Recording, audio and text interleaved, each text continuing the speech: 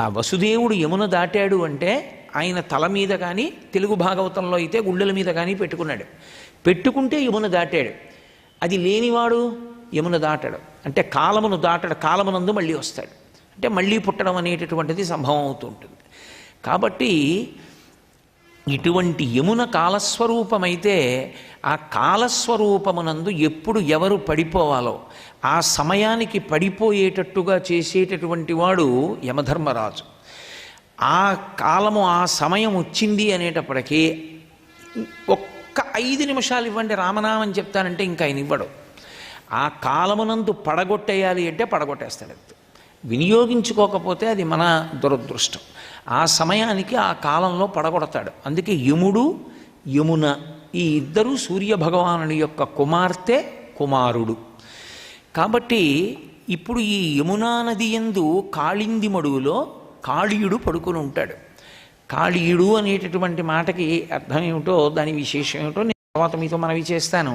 కాల అన్నది అందులో కలిసి ఉంటుంది. కాళీ కూడా కాలస్వరూపమే. అందుకే ఆరాధన చేసిన వాళ్ళకి సాత్విక దేవత, దాన్ని ప్రాధాన్యత తెలుసుకోని వాడికి ఉగ్రదేవత. ఈ కాలం యొక్క విలువ తెలుసుకోని వాడు ఏమవుతాడండి? జారిపోతాడంతే. చదువుకోవలసిన సమయంలో చదువుకోని వాడు ఏమవుతాడు? చదువుకున్నవాడు కారులో వెడుతుంటే వీడి సైకిల్ మీద ఎడతాడు. కాబట్టి వీడి పట్ల కాలము ఉగ్రదేవత, వాడి పట్ల కాలము ప్రసన్న దేవత. ఉపయోగించుకోవడంలో ఉంటుంది. ఉపయోగించుకోవడం ఉపాసనాక్రమం. అది ఎవరు ఉపయోగించుకోలేరో వాళ్ళ పట్ల ఇబ్బంది తీసుకొస్తుంది. కాళీయుడు కాళింది మడుగునందు పడుకుని ఉంటాడు. ఆయనకు ఒక లక్షణం ఉంది. ఆయన ఎప్పుడూ విషాన్ని విడిచిపెడుతూ ఉంటాడు. ఆయనకి కొన్ని వేల మంది భార్యలు కాబట్టి అనేక మంది సంతానం. ఆయన పాము కాబట్టి వాళ్ళందరూ పాములే. ఇంతమంది పాములు విషాన్ని విడిచిపెడతారు. అందుకే నీళ్ళన్నీ కూడా విషంతో నిండిపోయి, విషంతో ఉండడమే కాదు, ఆయన తన యొక్క దవడలలోంచి కోరలలోంచి ముఖముల నుండి విషాన్ని చిమ్ముతాడు అగ్ని రూపంలో. అందుకే ఆ మడుగులో ఉన్న నీరు ఉడికిపోతుంటుంది. ఎప్పుడు ఉడికిపోయి బుడగలతో ఉంటుంది. ఉండి ఆ విష జ్వాలలు, విషపు గాలులు పై వరకు లేస్తూ ఉంటాయి. కాళింది మడుగులో కాలు పెట్టడం కాదు, కాళింది మడుగు మించి తెలియక పక్షి ఎగిరితే ఈ విషపు గాలికి ఆ పక్షి కింద పడిపోయి చచ్చిపోతుంది. చచ్చిపోయి నీళ్ళలోనే పడిపోతుంది. పడిపోతే ఏం చేస్తాడు? ఆయన తినేస్తాడు. కాబట్టి అంత భయంకరమైన దానిగా మార్చాడు. ఏమిటది? యమున. యమునకు ఒక ప్రశస్తి ఉంది. అసలు యమున యొక్క విశేషం తెలుసుకుంటే చాలు, యమున అనుగ్రహించేస్తుంది. అందుకే మహానుభావుడు శంకరాచార్యుల వారు యమునాష్టకము అని యమునా నది మీద అష్టకం చేశారు. గంగాష్టకం అని గంగ మీద చేశారు, యమునాష్టకం అని యమున మీద అష్టకమే చేశారు ఆయన. అంత గొప్ప నదీ స్వరూపం యమున. యమునకి ఒక లక్షణం ఉంటుంది. యమున యందు సంకల్ప సహిత స్నానం చేసి కాళీయమర్దనం లాంటి ఘట్టాన్ని కానీ ఒకసారి చదివినా మననం చేసిన మనస్సులోని విషాన్ని విడిచేస్తుంది.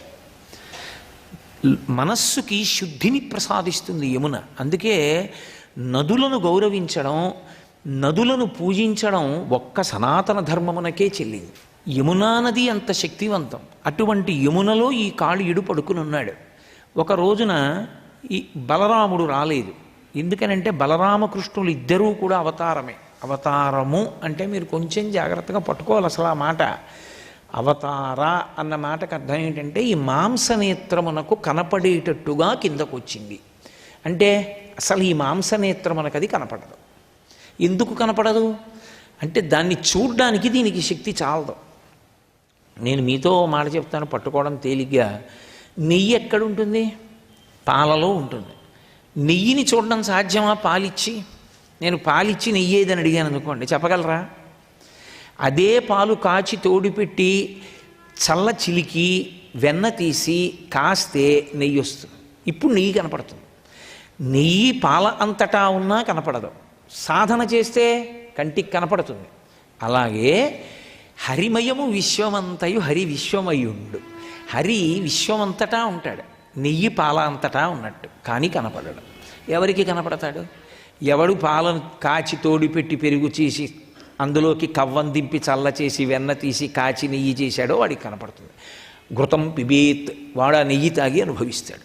అలా ఎవడు సాధన చేశాడో వాడికి విశ్వము విష్ణువుగా కనపడుతుంది. అప్పటి వరకు విష్ణువు విశ్వముగా కనపడతాడు. అదే మాయ. సర్వం శ్రీ ఉమామహేశ్వర పరబ్రహ్మార్పణమస్తు. స్వస్తి.